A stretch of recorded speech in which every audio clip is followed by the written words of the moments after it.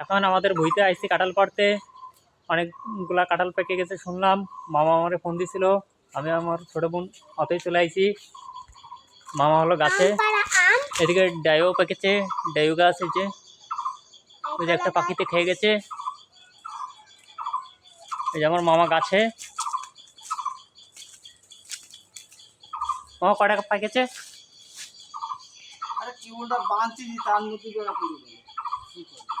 এই যে কাঁঠাল একটা পরে ফেটে গিয়েছে, পাকা কাঁঠাল সুন্দর।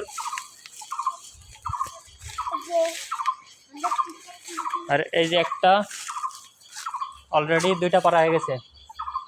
আম পাকিনি এখনো, লেবু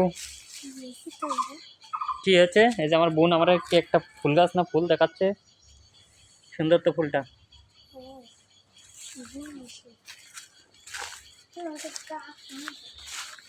যে অনেকগুলো মিষ্টি আলু গাছ।